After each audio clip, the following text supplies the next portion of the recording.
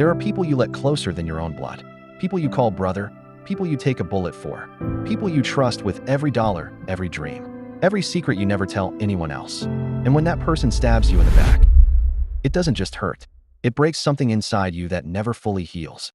When I was 22, my best friend of 10 years stole every single cent I had to my name, stole the business we built together in our bedroom, then turned every single person we ever knew against me.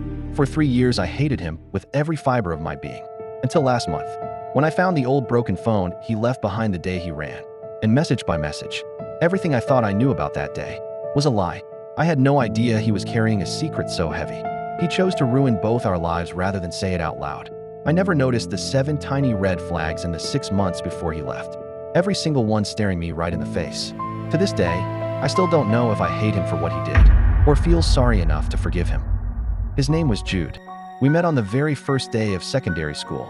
I was the new kid, quiet, scared, and didn't know a single soul. He walked straight up to me, shared his lunch, and said, "From today, nobody messes with you." And for the next 10 years, that's exactly how it was. We did everything together, walked home every evening, shared the same pair of jeans when one of us had nothing, stayed up till 3 a.m. talking about the girls we liked and the life we swore we'd build. No secrets, no lies. If I had only $1 left, it was his. If he had only one meal left, it was mine. Everyone around us called us twins. You never saw one without the other. When we turned 20, we started a small business together right in my bedroom, buying and selling phone accessories, saving every little profit in one single wooden box we kept under my bed.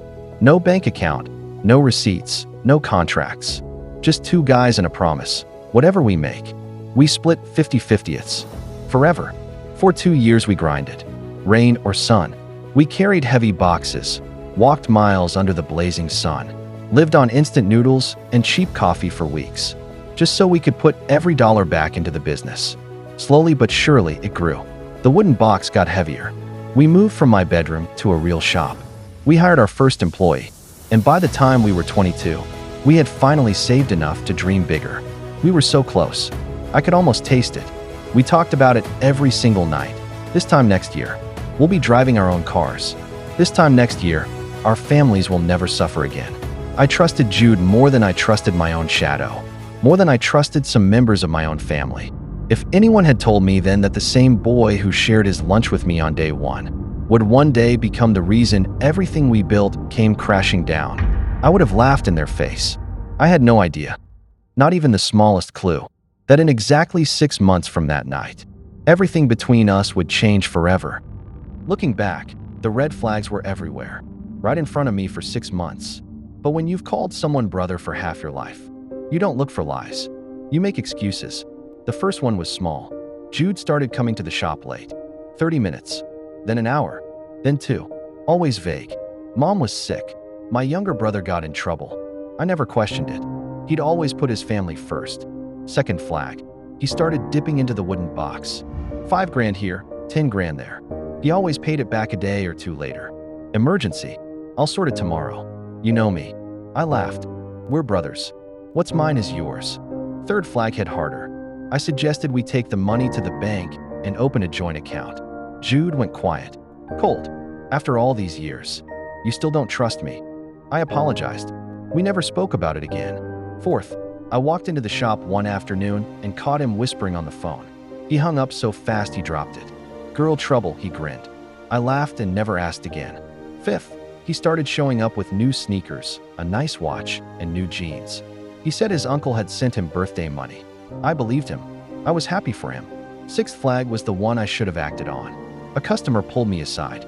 I paid Jude $35,000 for those power banks. It's not in the sales book.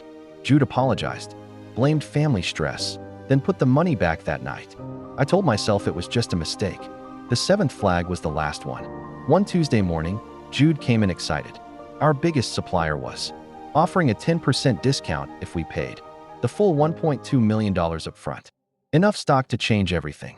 He said he'd go alone and be back by 6 p.m. with a truck full of goods. I didn't hesitate. I pulled the wooden box from under the bed, counted every last dollar with him, handed it over, walked him to the bus stop, and told him we were about to change our lives forever. He smiled that same smile he'd had since secondary school, the one that always meant, "I've got you." I watched him get on the bus, clutch the bag to his chest, and wave as it pulled away. I went back to the shop, cleaned the shelves, and counted down the minutes. 6 o'clock. No Jude. 7 o'clock. No call. No text. 8 o'clock. I called. Ringing. Ringing. Straight to voicemail. Every time. I sat on the floor of that empty shop, surrounded by the shelves we'd built together. For the first time in 10 years, I let myself think the thought I'd been avoiding for 6 months. Oh my God, he's not coming back. I stayed on that shop floor until 2 a.m., calling, texting, driving through every neighborhood we'd ever hung out in, pounding on his mom's front door until the lights went out. Nothing. No Jude. No truck full of stock. No $18,000. Just silence. By sunrise, I knew he was really gone. The next 48 hours were the worst of my life. I went to the police. They took one look at 2 guys with no written contract. No receipts, just a handshake and a lockbox full of cash, and basically told me, "Good luck." They said it was a civil matter. Said I should have known better. Then the texts started coming in, one after another. Jude called. He said you stole the money, ran off with some girl, and blamed him. He said you've been gambling for months and lost all the profit. He even showed us screenshots of your texts. Said you threatened him if he told anyone. I froze. He didn't just steal the money. He built an entire lie around me. Fake evidence, fake messages, a fake story. Before I could defend myself, he'd already turned everyone against me. Within a week, I was the villain, the thief, the liar, the backstabber who threw away 10 years of friendship for money. People I'd known since middle school blocked me everywhere. His mom called my mom screaming. Even my own cousins said, "Maybe you really did it." 2 months later, I lost the shop. I couldn't pay the rent. I sold every phone case, every charger, every last piece of inventory for pennies on the dollar just to keep the lights on at my mom's house. One minute I thought I was about to make it. The next, I was sleeping on a friend's couch, hauling furniture by day and washing dishes at a downtown diner at night just to survive. For 3 years, I carried that hate like a stone in my chest. Every time I saw a Silverado, every time our old playlist came on, every time someone said Jude's name, I hated him, not just for the money or the business, but for turning everyone we loved against me. If I'd ever seen him again, I don't know what I would have done. Then last month, I was helping his little sister clean out their old garage before a yard sale. She was the only one in that family who still talked to me. She never believed either side. Buried beneath old school books, broken hockey gear, and dusty cardboard boxes, I found it.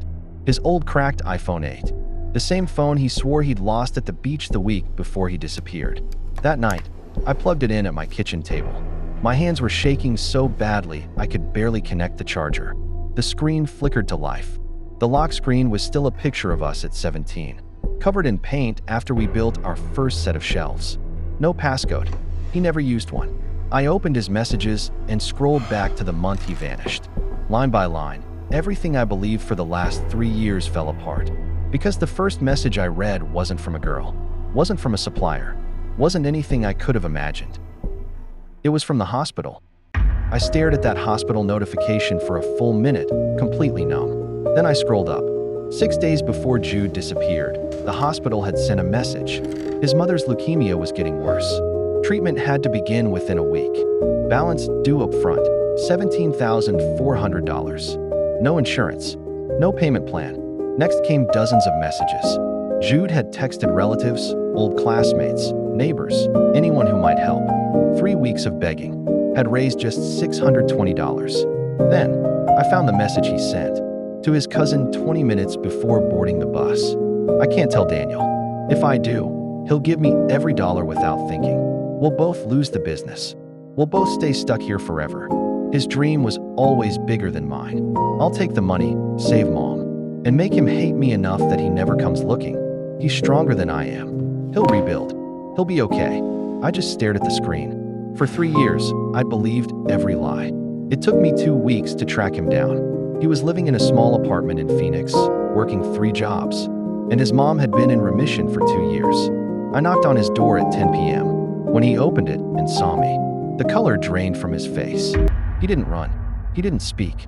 On his kitchen table sat a neat stack of envelopes with my name written on every one. For 3 years, he'd been setting aside half of every paycheck, paying back every dollar he took, plus interest, down to the last cent. He looked at me and quietly said, "She was all I had. If I told you, you would have handed me every dollar without blinking. We'd both have lost everything. Your dream was always bigger than mine. I couldn't let you carry that burden." I stood there for 20 minutes without saying a word. 10 years of brotherhood, 3 years of hatred, every reason to scream, every reason to forgive, and I couldn't do either. I turned around, walked out, and left him standing there beside those envelopes. I still don't have the answer, and maybe that's the hardest part about betrayal. We like to believe people are either good or bad, heroes or villains, but life rarely works that way. Sometimes people are just scared, desperate, and trapped in impossible situations, making choices that end up breaking everyone involved, including themselves. I used to think trust was simple. Either someone had your back, or they didn't. Now I know it's far more complicated. The deepest betrayals don't always come from people who stop loving you. Sometimes they come from people who love someone else so much that they convince themselves hurting you is the only way to save them. None of that makes what Jude did right. It doesn't erase the 3 years I spent sleeping on couches, washing dishes, or being called a thief by people I'd known my whole life. It doesn't give me back the business we built together, but it does remind me that every story has 2 sides, and sometimes the side you never hear changes everything. If there's one thing I hope you take away from this, it's this: don't rush to judge people when you only know half the story. Everyone is fighting battles you can't see. Sometimes the people who hurt you the most aren't trying to destroy you, they're trying to protect someone they love, and they choose the wrong way to do it. I still haven't called Jude back. I don't know if I ever will, but I did take the envelopes, every last one, and the very next day, I put half the money straight back into an account for his mom, just in case she ever needed it again. So now I want to ask you something. If you were in Jude's position, your mom was dying, there was no insurance, no help, and the only money that could save her belonged to your best friend, what would you have done? Would you have told him the truth and risked losing both your dreams? Or would you have carried the blame alone, like Jude did? Be honest. I read every comment. If this story made you think, leave a like so more people can find it. Subscribe and turn on notifications for more stories about the complicated choices that shape our lives. And before you go, watch the next story on your screen. You might never look at friendship the same way again.